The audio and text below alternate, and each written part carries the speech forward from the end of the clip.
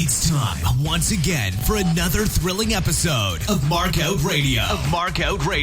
For the next hour, sit back, pull the stick out of your ass, and enjoy. Be warned though, smarks and internet know-it-alls will be offended, annoyed, and generally pissed off at what's about to happen to your ear holes. You've been warned. Now, Markout Radio.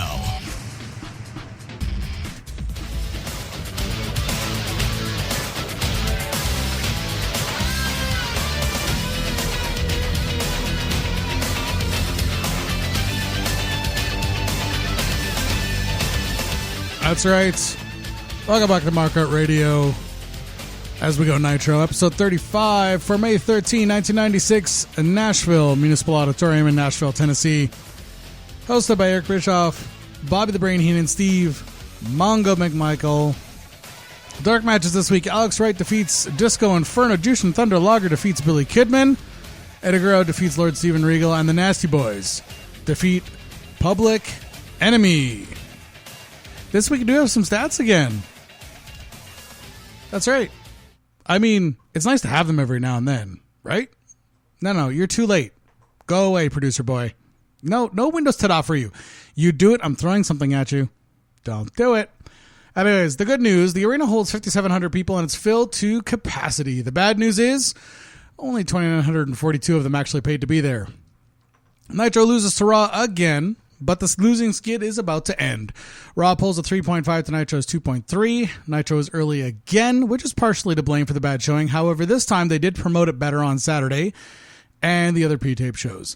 This is the Slamboree Go Home Nitro. Luger camped out this week, and we cut to some footage of him taking a break from reading a perfectly folded newspaper to swat away a fly. I didn't know Luger could read. Show starts off with the Steiner brothers defeating Public Enemy in 6 minutes 55. I gave that one 2.5 out of 5. Wrestle a dark match, wrestle a live match, because, it's still better than working for Heyman and his bouncing checks. Public Enemy don't even leave the ring, by the way. They're still in the ring. They've toweled off, but they're already winded. Macho, according to the announce team, was fined another $50,000 for last week's shenanigans. At this rate, Liz won't have any more money to steal. He's also been barred from the arena. Steiners do their dog spot to where the hard cam usually is, but isn't this week. You'd think it'd be easier to see a huge production area, but Scotty, Steiner math. You will respect my authority. Grunge's lip is busted open, but he's doing a good job of staying in the match despite being blown up. Both guys are actually pretty blown up. Bischoff promotes the move to a 2-hour format on May 27th, and we get the Pep Boys Power Pin of the Week in Scotty's Frankensteiner into the pin for your 1, 2, 3. Commercial break after that, and then we get Chris Benoit defeating Squire David Taylor with Jeeves. They come out in the same gimmick. What do you want from me? And 4 minutes 18, I gave that one a 3 out of 5. There's some weird technical glitches going on here with Bischoff's headset. Anytime his levels were moved up, it would create static. For the rest of the show, Bischoff would sound quieter than everyone else. He probably got Bischoff's headset from last week as a rib. Mongo hears Savage is here, so he bails on the commentating position. Never let them talk you into going off mic. They'll have to cover for you and then question if you're needed there anymore at all. We get an unbranded replay of the finish here. Ultimately, decent match. Gene has a promo with Macho outside. Mongo comes out and says he's got a plan. This is his transition to being a wrestler. I'm hesitating on wrestler for obvious reasons. Gene tries to conduct this promo. Savage does a great job of putting over his crazy gimmick, while the sound difficulties continue with Gene's mic. After this, we get a commercial break with Glacier's promo. Oh, this is still... I don't know why, but it is. It's working on me. It's the gimmick that worked on. I remember it working on me. 0. Shut up. 0. Fuck you. We all have embarrassing shit, all right? I still love Ryback, so fuck you. All right. Singles match after this. Flair with Miss Elizabeth and Woman defeats VK Wallstreet in 6 minutes 23. I gave that one 3 out of 5.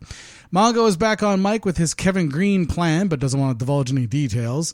Vincent Kennedy, VK Wallstreet looking dapper in his $1 Million Man ripoff suit and tights, but his dress shirt was designed for a huge tie knot, and apparently Rotunda only knows how to tie a half Windsor. So his tie basically looks, well, His tie looks like I would imagine...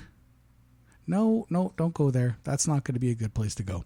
Bischoff gets it out that Mongo is going into the ring. Then Mongo admits that he's going to go into a street fight. So we're looking at a Mongo Flair street fight with Green at ringside as protection. That took all of 6 minutes, 23 seconds to fucking get that out. Jesus Christ. The commentating team spent so much time talking about everything except this match that it made the match suffer. After this, we get a post-match Gene promo with Flair, Liz, and Woman in the VIP area again. Flair claims that he's getting heat here because the last time he was here, he made Dolly Parton ride Space Mountain before swearing on live television again. So, Flair intimated rape and then said ass on television. Sweet. After the break, Bischoff apologizes for his language. I'm not quite sure if he's apologizing for Flair claiming that he raped Dolly Parton or if he's apologizing for Flair saying a swear word on television. I'm not really sure. Listen, I know ass isn't a big thing on television anymore. People say it all the time. Just like, people fart on television now. But at that point, it was a pretty big deal. You'd get fined. The FCC was a cruel, cruel mistress. After this, we get the Giant versus Lex Luger for the WCW World Heavyweight title. In 4 minutes and 5 seconds, it led to a double countout. If I'm grading this one as a match, it gets a 2.5 out of 5. If I'm grading this one as a fucking promo for Slamboree, it gets a 4 out of 5.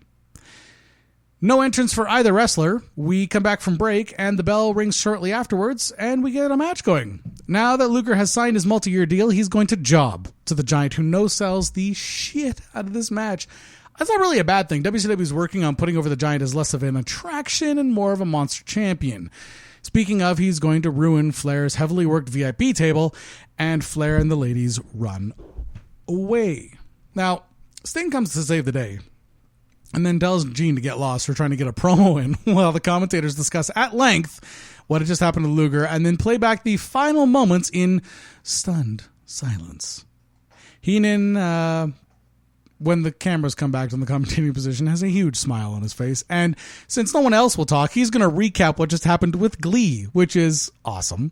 Bischoff wonders if Sting is motivated or scared, because apparently fear isn't a motivation anymore. Heenan does a great job of covering up the botch with a more gleeful promotion of the Slamboree match. Overall, Nitro gets a 3 out of 5. Not bad, but last week's show would have been a stronger go-home. The pay-per-view numbers will show that the audiences had a lack of interest as well. Slamboree would draw 7,791 people, with only 6,308 of them actually paying to be there. It had a $104,760 gate and did 110 pay-per-view buys. Still better than WWF's In Your House, 8.